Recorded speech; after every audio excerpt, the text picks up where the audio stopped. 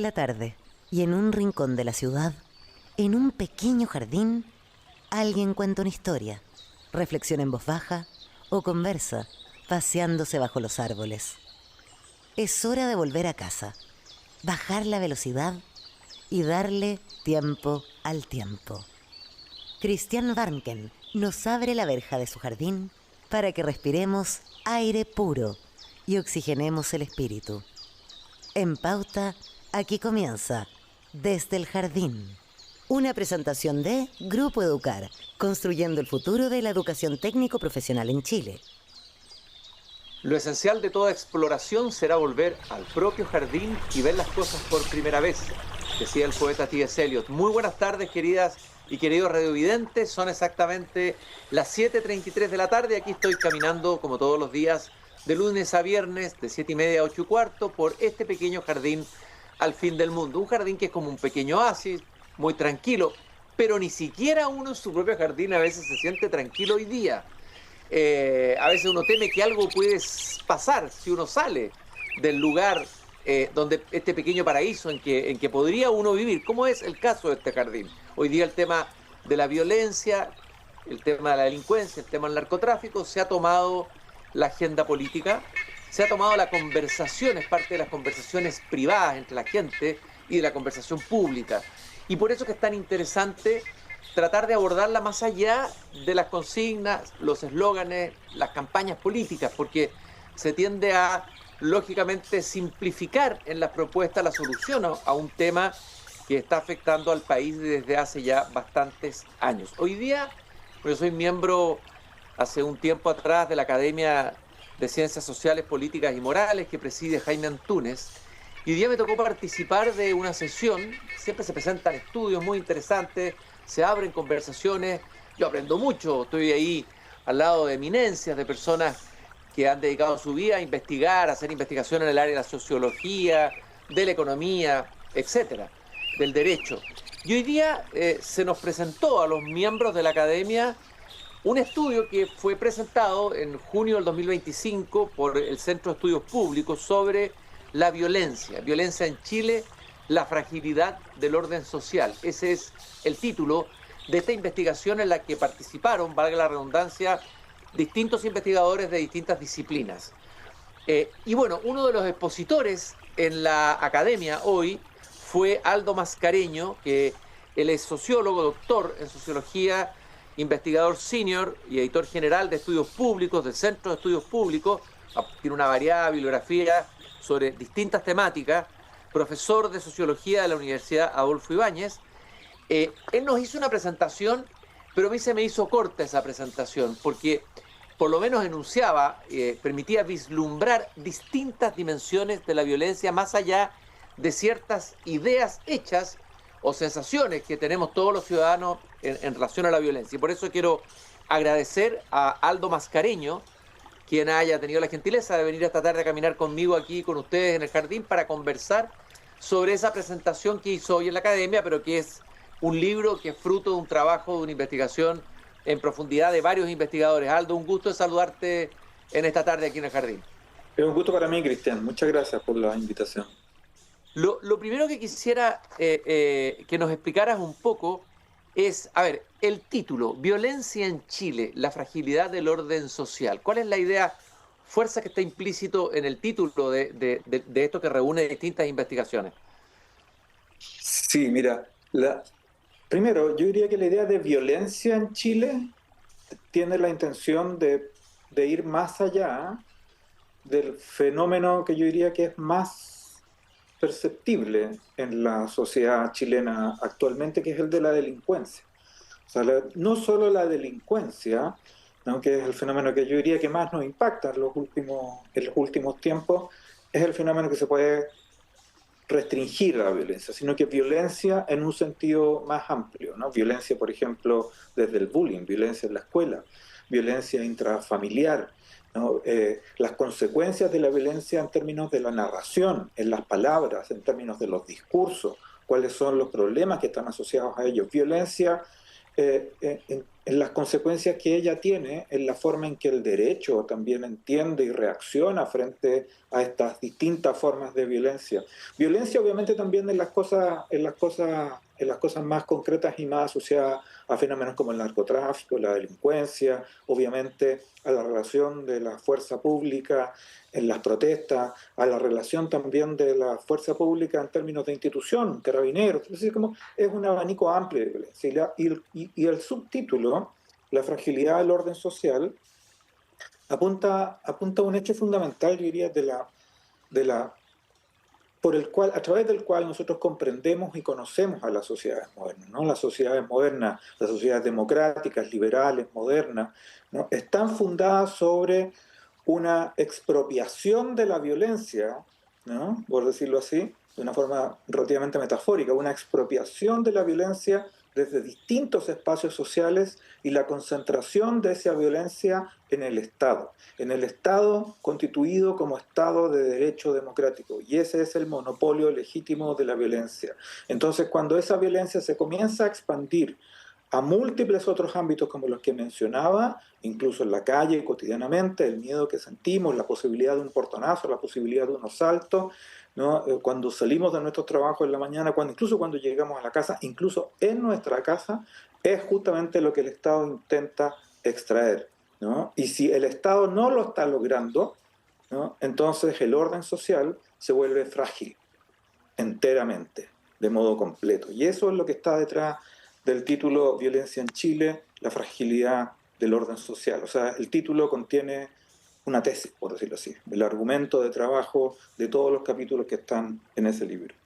Aldo, en el prólogo al libro, al estudio, Leonidas Montes, director del CEP, dice: la violencia y la ira nos acompañan desde siempre. Hay un libro famoso del filósofo alemán Peter Sloterdijk, que estuvo en Chile, Sí, invitado por en el el CEP. FEP. Exacto. Exactamente, estuvo en el CEP y tiene un libro que se llama El tiempo y la ira, La ira. jugando con el título de Heidegger, el ser y el tiempo, ¿no? Sí. Desde la ira de Aquiles. Pero la pregunta sí, la violencia y la ira nos han acompañado siempre. El ser humano es un fenómeno que forma parte de lo humano y de distintas sociedades. Pero ¿desde cuándo la violencia, tal como la estamos viviendo hoy, nos acompaña a nosotros? ¿De cuándo uno podría decir hay un antes, un después? ¿Se pueden distinguir etapas y en lo que ustedes han estudiado, digamos, lo que han abordado? Porque uno podría decir la violencia existió siempre en la historia de Chile, ¿no es cierto? Sí, sí, sí. Y se ha manifestado de diferentes maneras, pero ¿qué es lo peculiar y cuándo comienza esta violencia que ustedes están analizando hoy? Mira, hay varios niveles de esa respuesta, porque es muy interesante la reflexión de Sloterdijk en torno a eso, ¿no? Él dice que el siglo XX es el siglo de los grandes conflictos, el siglo polemógeno, dice, ¿no? Polemogéneo, ¿no? O sea, como un siglo de mucha polémica y de producto de la modernidad y producto de la diferenciación. Tenemos también en el libro un capítulo de la historia de Chile que muestra efectivamente lo que tú dices, cómo desde los inicios de la República uno va encontrando distintos momentos de violencia específicamente política. Un capítulo de Juan Luis Josa con Fernández, con Joaquín Fernández. Pero el momento concreto, ¿cuál es? El momento concreto en el cual uno pudiese decir que en los últimos años, ¿no?, esa violencia se ha expandido. Yo diría que no el estallido yo creo que fue un inicio. La verdad es que se juntan varios elementos, se junta desde el 2016-17 en adelante una inmigración descontrolada, ¿no? Año 18 ya eso se percibe muy claramente. Luego viene el estallido social, donde la violencia se justificó en muchos aspectos. Después vino la pandemia que significó, según todos los datos que revisan varios de los capítulos, un capítulo muy interesante de Patricio Domínguez, que observa justamente cómo la violencia tenía una cierta tendencia baja durante el periodo de pandemia y después vuelve a subir, especialmente en delitos violentos. Y mucha violencia también verbal asociada al primer proceso constitucional, diría yo. O sea, yo diría que ahí en todos esos momentos hay un espacio de mucha concentración, tanto de violencia física como de violencia verbal también, y de un incremento de la sensación de inseguridad, ¿no?, de la sociedad chilena frente al entorno. Cosa que comenzamos a ver después de la pandemia muy claramente, en términos de cuál es la estructura, por ejemplo, del crimen, ¿no? El crimen, este ladrón de Lampa, ¿no? Del cual Doris Cooper hablaba en los años 90, ¿no? Ahora se transformó en un narco donde la cultura de la ética profesional de la no violencia, ¿no? La ética profesional del ladrón se transformó en una ética de la violencia actualmente. Todo eso configura un escenario muy distinto. Yo diría que ese escenario se configuró entre el año 2017 y el año 2022. Ya cambia ahí el escenario en general de violencia en Chile. Claro, ya no es el hijo del ladrón, como dice la novela de Manuel Rojas, habría que escribir una nueva novela, un hijo de ladrón, de acuerdo al tiempo de hoy, digamos, al tipo de delincuente o delito. Ahora, tú dijiste cosas muy interesantes, o sea, la violencia del derecho, la violencia y el lenguaje. Tal vez me gustaría detenerme en eso, porque es de los aspectos quizás que menos se conversa o se discute públicamente. La violencia en el lenguaje, ¿cómo ha entrado la violencia en el lenguaje? ¿Cómo se manifiesta? ¿O cómo lo han estudiado ustedes, eso de la violencia en el lenguaje? Sí, mira, nosotros analizamos eso mediante métodos algorítmicos, métodos digitales que se utilizan hoy día en las ciencias sociales, en lo que se llaman las humanidades digitales.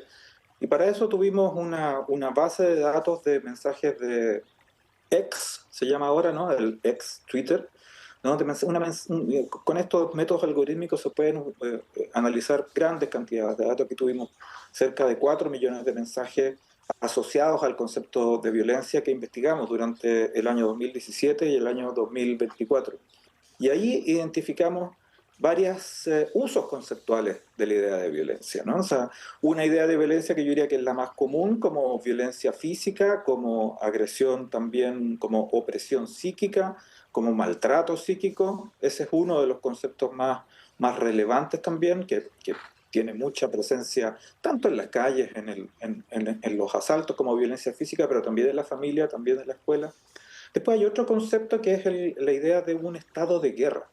Ese es muy interesante, muy dramático, porque es un estado de guerra en el cual el Estado chileno está en guerra con la delincuencia, ¿no? Se encuentra en un estado de guerra. Esa es la semántica que los chilenos en estas fuentes que nosotros revisamos utilizan para referirse a esta situación actual, ¿no? Una confrontación, una guerra, donde hay una violencia desatada, hay casi una guerra civil con la delincuencia frente a este enemigo que es tremendamente poderoso y al cual el Estado se espera, según esta visión, declare la guerra, ¿no? Y eso es tremendamente problemático, ¿no? O sea, es tremendamente problemático porque cuando una sociedad se describe a sí misma mediante esas narraciones, mediante ese lenguaje, en un estado de guerra, esa sociedad puede fácilmente renunciar, como lo hace uno en una guerra, a determinadas libertades públicas y libertades privadas, ¿no? Libertades públicas y privadas que debilitan el Estado de Derecho, ¿no? Y eso deja la puerta abierta al autoritarismo, deja la puerta abierta al populismo, y deja esos espacios que son altamente sensibles para el mantenimiento de un orden democrático del Estado de Derecho democrático. Así también hay otras formas que hemos visto también desde la convención o desde el estallido en adelante, de usos conceptuales inflacionarios del concepto de violencia. Por ejemplo, se habla de violencia estructural, de violencia simbólica, de violencia epistémica. Y a mí me parece que esos conceptos, más que aclarar cuestiones, más bien las confunden los poderes institucionales, ¿no? Los poderes que las instituciones tienen de ejercer performativamente transformaciones y cambios en la sociedad, los confunden con esa idea de violencia. Entonces, ese uso inflacionario de la idea de violencia también ha sido un problema para justamente lograr enfocarse en cuáles son los problemas concretos de política pública, los que el Estado puede intervenir, que están detrás de esos usos, de esas ideas abstractas de violencia estructural, de violencia epistémica o de violencia simbólica, ¿no? Las consecuencias de eso también preguntabas tú, Cristian, las consecuencias de eso en el derecho. Hay un capítulo muy interesante en nuestro libro, que es el de Sebastián Soto y Juan Francisco Gali, que ve las consecuencias de estos distintos usos inflacionarios el concepto de violencia en el derecho. Ellos dicen que ese uso inflacionario ha hecho que los legisladores reaccionen sobre la base de algo que podemos conocer como el populismo legal, ¿no? El populismo penal, ¿no? Lo cual significa que se crean distintos tipos penales, femicidio, por ejemplo, violencia contra la mujer, cosas que efectivamente existen, ¿no? Así como, pero en términos de técnica jurídica constituyen un problema, ¿no? Para la dogmática jurídica y por tanto constituyen un problema para la decisión de los jueces y para la coherencia del sistema jurídico en general. Entonces, por identificar actos específicos que pueden ser tratados jurídicamente con otras herramientas de la dogmática jurídica, entonces de nuevo oscurecemos, ¿no? Cuáles son esos elementos concretos y no les damos y no les permitimos justamente que el sistema jurídico trabaje autónomamente con las herramientas que tiene y le introducimos otras nuevas que en realidad los jueces más bien dejan de lado, ¿no? Porque ellos están más asociados a la doctrina concreta. Eso no significa que el Estado, que el sistema jurídico no tenga que responder a las transformaciones de la violencia actual. Tiene que hacerlo, evidentemente, pero tiene que hacerlo con sus propias herramientas y los legisladores no deberían, dice este capítulo, sucumbir a este populismo penal. Por ejemplo, a ponerle nombres de personas, de víctimas a las leyes, ¿no? A distintas leyes, claro. Está lleno de leyes con nombres de personas, ¿no? Exactamente. Claro. Emilia, Antonia, etcétera, ¿no? Y son leyes que al final, no sé si terminan aplicando realmente o no, si son eficaces o no. O sea, queda el nombre de la ley, se habla de ella, pero no sé si tiene la eficacia, ¿no? Que se pensaba que podía tener. No, el capítulo indica eso justamente, o sea, hace un análisis de cuál es la aplicación de esos cuerpos normativos y en realidad no se aplican muy escasamente y lo que más bien los jueces hacen es recurrir a la doctrina del Código Penal, ¿no? A la doctrina penal existente y establecida y conocida también por los jueces para castigar esos hechos. O sea, queda como una, pudiésemos decir así, legislación simbólica, ¿no? Que existe, pero que no tiene aplicación mayor. Oye, Aldo, esto hablas también de la violencia en distintos espacios sociales.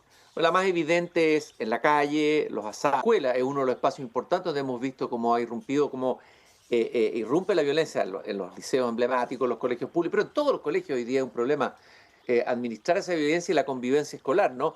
El espacio de la familia. O sea, qué interesante ir descubriendo que la violencia no está solo en la calle, sino que está en otros espacios de convivencia. ¿Y qué es lo que han descubierto ustedes ahí de interesante en los estudios que se han hecho? Pero mira, hay un capítulo que es de María José Abud, Adrián Machuaki y Silvia Izaguirre, que es sobre lo que ellas llaman la transmisión intergeneracional de la violencia al interior de la familia, ¿no? ¿Qué significa esto? Significa que la violencia se transmite a lo largo de las generaciones. Si un niño que participa de una interacción violenta de sus padres o de los adultos que están a su cargo, ¿no? Observa esta violencia, o si la sufre como víctima, o si solo la observa, entonces se constituye un aprendizaje. Y puede ser que ese niño que está acostumbrado a esos patrones de interacción violenta, de la resolución de conflictos por medio de las vías violentas, ¿no? También desarrolle esas mismas prácticas cuando él es mayor. O ni siquiera cuando él es mayor, sino que en sus interacciones cotidianas, por ejemplo, en el colegio, ¿no? Otro capítulo aborda este fenómeno de la violencia escolar. El capítulo de Sebastián Izquierdo y Gabriel Ugarte, también acá investigadores del CEP, el cual ellos dicen que finalmente la violencia en el interior de la escuela, desde el hecho de que aíslen a un niño, de que sus partners, de sus compañeros de curso lo aíslen, de que le hagan bullying, hasta las agresiones físicas, no solamente dependen de las características individuales de esos estudiantes, ¿no? Sino que dependen de las condiciones ecológicas de la escuela, ¿no? O sea, del establecimiento, de las condiciones físicas de la sala de clases, de cuáles son los reglamentos, de la forma en que los sostenedores, de la forma en que los directores se comportan, los profesores se comportan con los estudiantes y también del entorno social en el cual esa escuela. Entonces, el problema es multivariado en ese contexto, ¿no? Y ahí ellos identifican como varios elementos que permiten justamente reducir. El clima escolar se transforma en una cuestión fundamental para reducir justamente la violencia. Y eso es lo que ha decrecido, la calidad del clima escolar es la que ha decrecido en los últimos años, se identifica en ese capítulo. Hay Ahora, otro...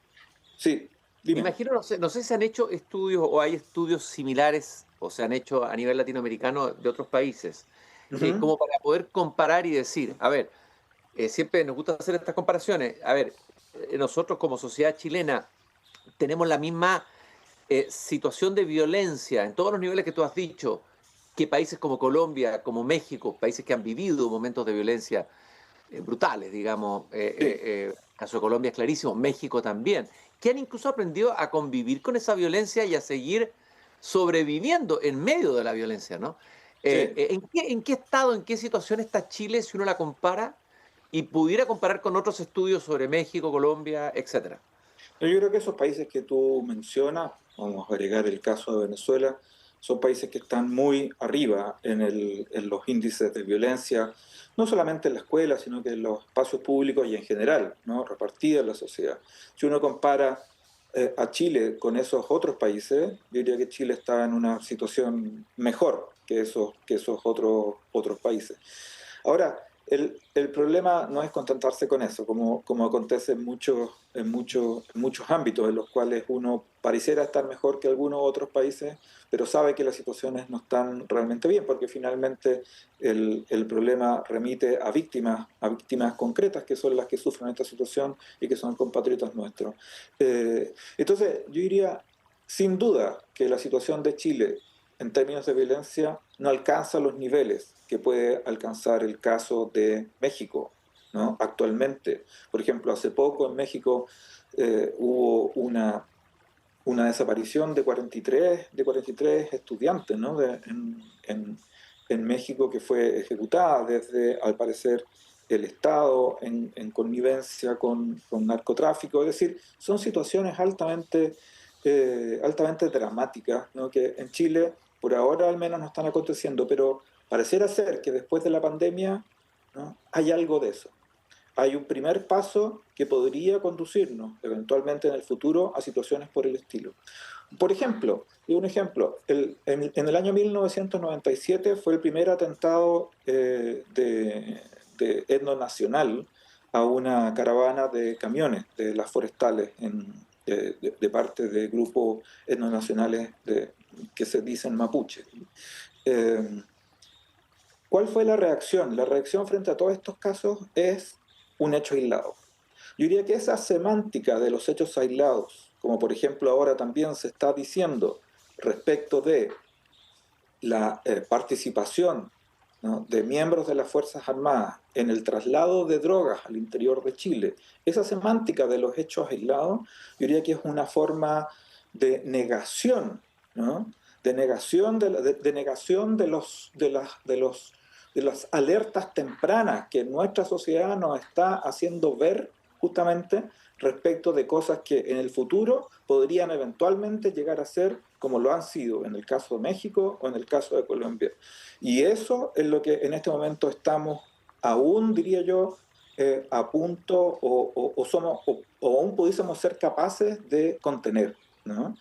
Pero si seguimos entendiendo que estas formas son hechos aislados, que estas manifestaciones de caracteres de violencia de esta naturaleza son hechos aislados, entonces vamos a llegar a una situación muy similar, ¿no? A la otra. La reacción tiene que ser institucional y la reacción tiene que ser pronto, hoy, ahora, cuando la cuestión todavía puede ser contenida. ¿Y con qué recursos contamos como país Chile dentro del concierto de Latinoamérica?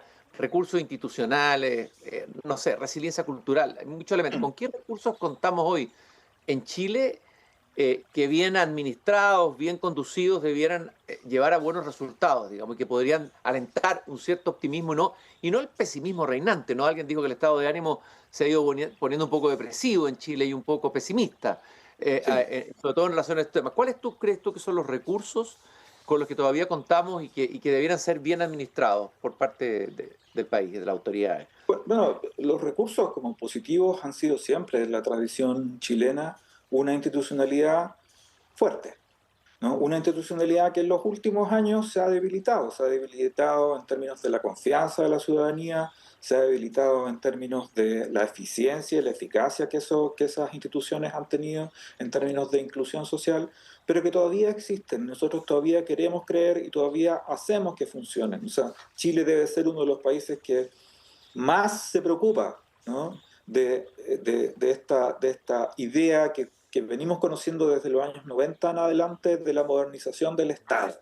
Y hemos hecho varias reformas de modernización del Estado. Ese es un proceso que nunca acaba, pero tenemos esa resiliencia, como tú dices, en algún sentido cultural, producto de nuestra historia, de nuestra configuración institucional, al menos en el siglo XX, que ha sido tremendamente fuerte, además más fuerte que varios de los otros países latinoamericanos en términos de inclusión social y en términos de ordenamiento político, ¿no? Y por eso, probablemente también por eso, nos escandalizamos con estas situaciones que estamos viviendo ahora. Pero creo que esa escandalización es también un recurso, es también un recurso para reaccionar justamente frente a estos sistemas de alerta temprana, a estos early warnings que estamos teniendo en distintos espacios.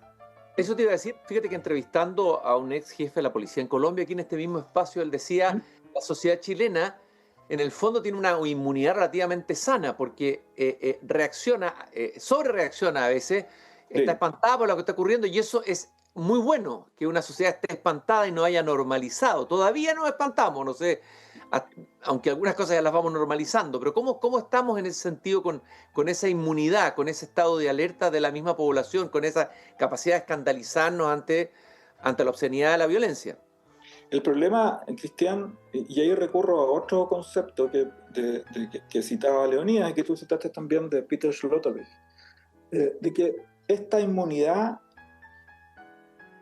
que nos proveen las instituciones en el escenario chileno, la historia chilena, siempre va unida a una cierta autoinmunidad. Es decir, ¿qué significa eso? Significa que aquello que nos mantiene, aquello que nos da fuerza, aquello que nos hace vivos, es también, de alguna manera, ¿no?, la forma en que nos puede hacer colapsar. O sea, ¿qué quiero decir con eso? Quiero decir que efectivamente nosotros tenemos una alta capacidad de observar, ¿no?, los errores, una alta capacidad de observar las deficiencias de nuestras instituciones, pero también esa misma alta capacidad de observar esas deficiencias, ¿no?, hace que estemos constantemente preocupados de ellas más que de la reconstrucción de esas instituciones y por tanto de la adecuación de esas instituciones a las nuevas condiciones, en este caso de violencia, en este caso de delincuencia, de crimen organizado, de esta expansión de la violencia. O sea, confiamos en las instituciones, cierto, hemos confiado en nuestra tradición institucional chilena, en nuestro sistema político, pero llega un momento y colapsa, ¿no? Por ejemplo, en 1973 llega otro momento y también colapsa, por ejemplo, en 2019, en octubre, ¿no? Es decir, pareciera ser que esa confianza que tenemos en las instituciones, que nos dice que en Chile esto no podría suceder, también es un punto ciego, ¿no?, que nos juega en contra. Entonces yo diría, recuperemos o tengamos muy presente esas alertas tempranas que nos está entregando la sociedad en distintos espacios, ¿no?, y generemos legislación, generemos acción frente a eso, generemos intervención frente a eso. Hoy día, por ejemplo, en la mañana hablábamos de los sistemas de inteligencia. Eso a mí me parece que es algo vital. Esos sistemas de inteligencia, bien, tenemos algunos desarrollados, ¿no?, al interior de las Fuerzas Armadas, las policías deben tener, pero no es un sistema de inteligencia que realmente coordinado. No es un sistema de inteligencia adaptado a las condiciones de ahora, adaptado a las condiciones como de medios digitales, de vigilancia, por ejemplo, con resguardo de derechos fundamentales, todo lo que nosotros queramos para resguardar los derechos fundamentales de las personas, eso es cierto, pero no por ese resguardo tenemos que bajar las condiciones de vigilancia que también, y dejar de utilizar los recursos tecnológicos que hoy están a disposición, ¿no?, de nosotros para justamente intervenir y atacar y conocer por anticipado, ¿no?, estos fenómenos que estamos observando. Estoy caminando por mi jardín con Aldo Mascareño, investigador senior del Centro de Estudios Públicos, doctor en Sociología y uno de los autores, coordinador de este estudio, Violencia en Chile, la fragilidad del orden social. Vamos a ir, Aldo, a una muy breve pausa y vamos a seguir conversando sobre este interesantísimo tema. Perfecto. En un momento volvemos con más conversación en Desde el Jardín, en Radio Pauta 100.5. Ya estamos de regreso con Cristian Barken directamente desde el Jardín, en Radio Pauta 100.5. Seguimos caminando por el jardín, son exactamente las 8:06 de la tarde. Soy Cristian Manquen, el jardinero de este jardín, el conductor de este espacio que se transmite por Radio Pauta todos los días de lunes a viernes de 7:30 a 8:15 de la tarde. Estoy caminando y conversando con Aldo Mascareño, investigador senior del Centro de Estudios Públicos, doctor en Sociología y uno de los autores de esta interesantísima investigación o conjunto de investigaciones, Violencia en Chile, la fragilidad del orden social. Aldo, a ver, quería pedirte que compararas. Hoy día el tema de la seguridad y de la violencia, como dije al comienzo, se ha tomado el debate público, la agenda política, en los debates entre los distintos candidatos a la presidencia de la República. El tema principal ha sido y es el de la seguridad. A ver, por lo que dicen las investigaciones, los trabajos que están contenidos en este estudio, y tú lo comparas con lo que proponen candidatos y candidatas, vamos a hablar en términos generales. A ver, ¿te parece que lo que se propone, las soluciones que se proponen para solucionar este mal que aqueja hoy día al país, la violencia, la inseguridad, etcétera, digamos, tiene bases sobre resultados, digamos, de estas mismas investigaciones, o son más bien caminos errados o propuestas que pueden generar expectativas de que se van a solucionar los problemas, pero que finalmente no se van a solucionar? ¿Es una manera superficial de abordar el tema de la violencia? ¿Cuál es tu diagnóstico, Aldo?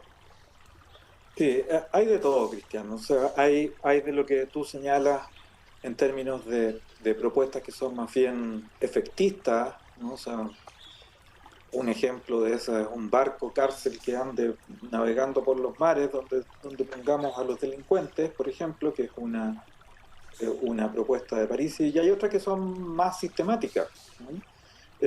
Más sistemáticas en términos de cuáles son los problemas a los cuales estamos enfrentados en el tema de seguridad, ¿no? O sea, a mí me parece que propuestas como las de programas, por lo que he leído, por una parte como los de, y voy a mencionar a dos candidatas, ¿no?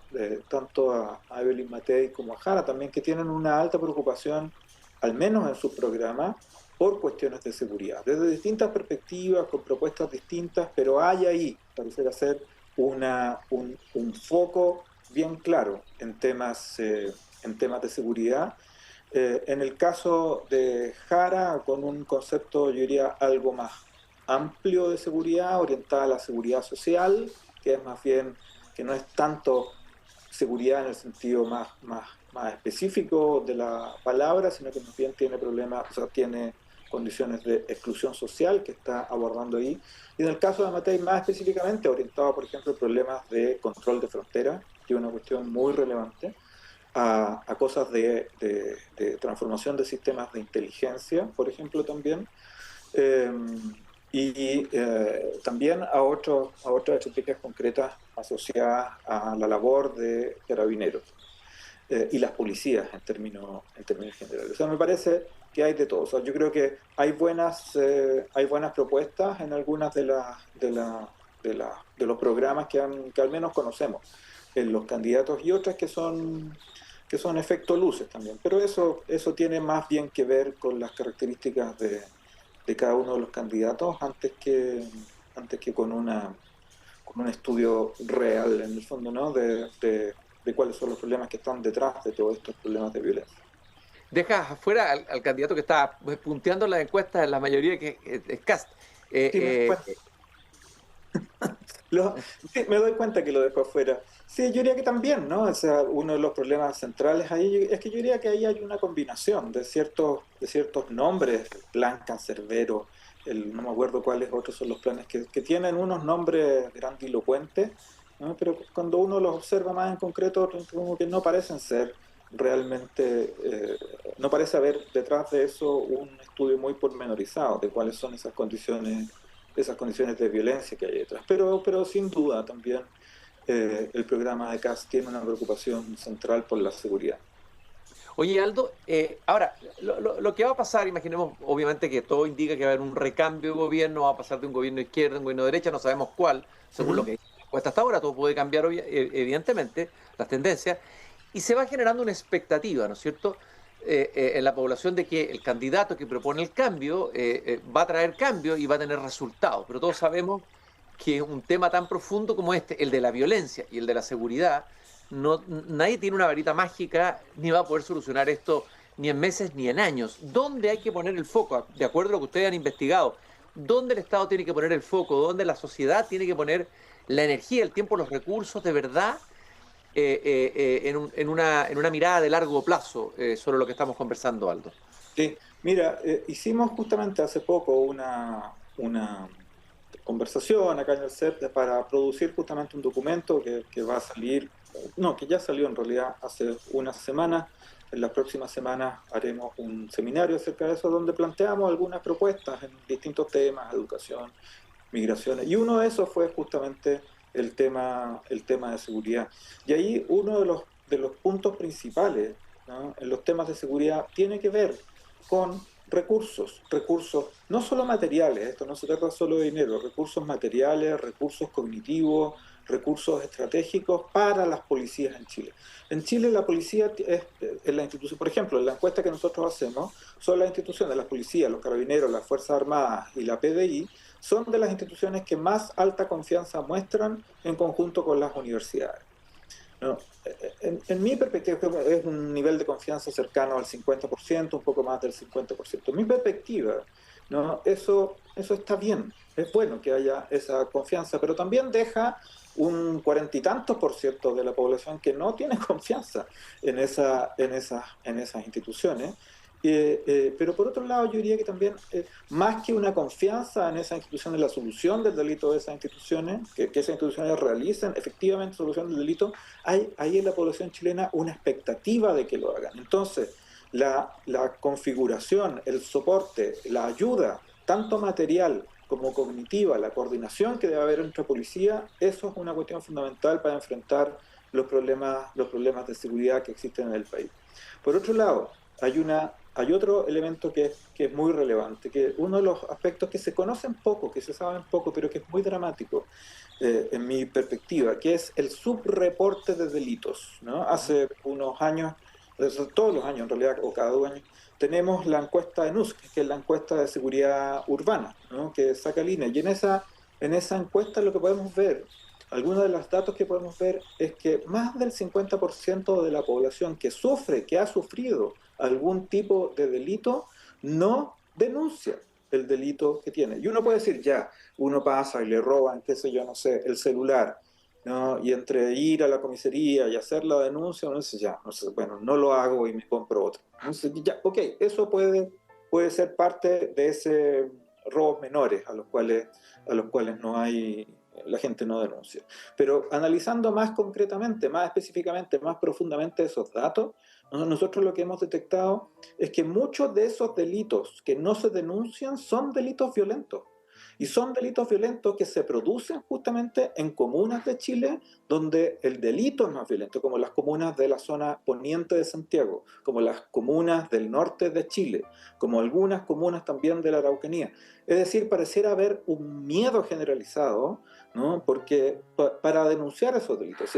Si los delitos no se denuncian, nosotros mismos, cada uno de nosotros, con esa actitud de no denuncia, debilita el Estado de Derecho, porque no le permite a las instituciones encargadas de la investigación y encargadas de la persecución de los delitos justamente operar, ¿no? Es decir, yo diría que tenemos que tener ahí una conciencia y tenemos que tener una promoción de la denuncia, una facilitación también de la denuncia, una desburocratización de las posibilidades de denuncia, que es muy fundamental para enfrentar la situación de delincuencia que hoy tenemos.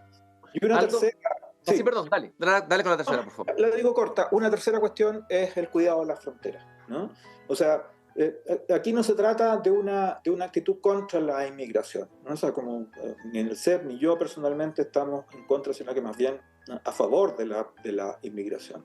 Pero claro, nosotros tenemos fronteras gigantes y tenemos descontrol de eso, y lo que pasó desde el 2016 en adelante es que esto se desbordó, ¿no? Y que hay mucha inmigración, no solo irregular, porque irregular puede ser alguien que entra legalmente y después no alcanza a desarrollar su renovación de la visa y queda en una situación irregular. Pero el problema aquí es que, como lo demuestra también un capítulo de nuestro libro, hay una relación que sobre representa a migrantes en delitos violentos, ¿no? Entonces, ojo ahí, que también esa es otra alerta temprana que estamos viendo y que tenemos que revisar. Y esto de las fronteras, porque se prometen varias cosas también y medidas y fosas y qué sé yo, y muros, bueno, en distintas partes del mundo, pero a ver, en términos generales, ahora justamente el candidato Katz fue a visitar a Italia, a la primer ministro Meloni, que son países que están tomando, parece, medidas más radicales. En Suecia también he escuchado lo mismo, pero a ver, ¿cuánto se puede hacer con las características de nuestras fronteras de verdad en Chile en este tema? Sí. ¿Qué de verdad se puede hacer? Sí, mira, yo creo que el tema de las fronteras no es solo un problema de la delincuencia y la inmigración, ¿no? Es un problema estratégico, ¿no? Es un problema de posicionamiento estratégico. Entonces, si nuestras Fuerzas Armadas, nuestras fuerzas de orden no están preocupadas de eso, entonces tenemos un problema grave, ¿no? No solamente en términos de la delincuencia, sino también un problema en términos de posicionamiento estratégico del país, de seguridad externa, por decirlo así. Eso por una parte. Y por otra, es cierto, ¿no? La frontera tiene miles de kilómetros y las posibilidades de entrar por pasos no habilitados o por pasos no legales son altas. Y por tanto podemos tener, por ahí no solo entran gente, sino que también sale droga, ¿no? Otro de los capítulos nuestros investiga justamente cómo la droga entra por el norte, llega a los puertos de Chile, puertos de San Antonio, puertos de Coronel, por ejemplo, y desde ahí se reparte hacia Argentina o se reparte hacia distintos puntos del país. Es decir, tenemos un problema también en ese término de la frontera. Pero yo diría, uno no puede enfrentar las fronteras, o sea, el cuidado de las fronteras, no lo puede enfrentar con los mismos mecanismos que se enfrentaban en el siglo XX. Es decir, con mecanismos pegados al territorio, con mecanismos territoriales, como, no sé, las minas antipersonales, como decía uno de los candidatos, como las zanjas, como decía otros. Eso es totalmente irrelevante, ¿no? Absolutamente irrelevante. Hoy día disponemos de mecanismos satelitales, disponemos de inteligencia artificial, disponemos de una serie de elementos tecnológicos que nos permiten, ¿no?, visualizar y cuidar esa frontera de maneras sin precedentes, de manera que antes no podíamos simplemente y que ahora disponemos. Y eso es lo que hay que aprender a usar. Esa es una de las grandes reformas de la vigilancia de fronteras también. Aldo, y por último, bueno, quedaron muchos temas en el tintero, desde luego. Para eso hay que leer la investigación, que imagino que está disponible en el CEP, donde la gente puede buscarla y leerla, Aldo. Sí, el libro está disponible en las librerías, como se dice, en las mejores librerías del país. Es un libro muy bonito, ¿no? O sea, de una tapa del Fondo de Cultura Económica, un libro negro, ¿no? Con un diseño negro que se llama Violencia en Chile y la Fragilidad, que lo pueden encontrar en librerías. En unos meses más podrá estar disponible en el CEP también, pero por ahora está solo disponible en librerías. Oye, y si nos pudiera regalar una señal de esperanza en relación al tema a partir de lo que tú has investigado, una señal de esperanza que también ustedes han encontrado en su estudio en relación al tema de la violencia en Chile. Una señal de esperanza, yo diría que la conversamos, yo diría que esa confianza que nosotros tenemos en nuestras instituciones es un activo, ¿no? Es un activo. La capacidad de escandalización también es un activo, ¿no? Y la capacidad de también, quizás algunas veces algo tarde, pero hacernos cargo de los problemas finalmente, ¿no? Yo diría que esa capacidad en algún momento va a aflorar. Solo hay que coordinarse un poco antes, hay que observar esas señales de alarma, hay que poner atención a esas señales de alarma que la sociedad misma nos está entregando a través de sus palabras, a través de sus narraciones, a través de su lenguaje, a través de lo que nosotros mismos observamos en las noticias todos los días. Uno en general ve las noticias y dice, oh, qué terrible, ¿no? Media hora de delincuencia en cada uno de los noticieros centrales. Bueno, ¿no? Hagamos algo con eso, ¿no? Justamente reduzcamos esos niveles. La percepción de delincuencia, fíjate, la percepción de inseguridad en Chile es mucho más alta que los delitos reales, ¿no? Eso es un hecho, eso también es una cierta luz de esperanza. Pero la pregunta entonces es, ¿por qué estamos tan asustados?, ¿no? Y yo diría que esa es una capacidad que también tenemos que revertir en mecanismos de intervención, en formas de intervención activa que reduzcan esa alta inseguridad que hoy estamos sintiendo. Aldo, te agradezco muchísimo el tiempo que te has dado para conversar con nosotros y pasear conmigo por este jardín y compartir con quienes nos escuchan los resultados de esta investigación violencia en Chile, la fragilidad del orden social. Fue un gusto haber conversado contigo. Un gusto para mí, Cristian. Muchas gracias por la invitación. Y nosotros nos volvemos a encontrar nuevamente mañana aquí mismo, en este mismo jardín, a las 7:30 de la tarde. Muchas gracias por habernos acompañado. Hasta mañana. Es hora de cerrar la verja de madera del jardín. Pero Christian Warnken la volverá a abrir de lunes a jueves a las 19:30 horas en Radio Pauta, cuando comience de nuevo Desde el Jardín. Una presentación de Grupo Educar, construyendo el futuro de la educación técnico profesional en Chile.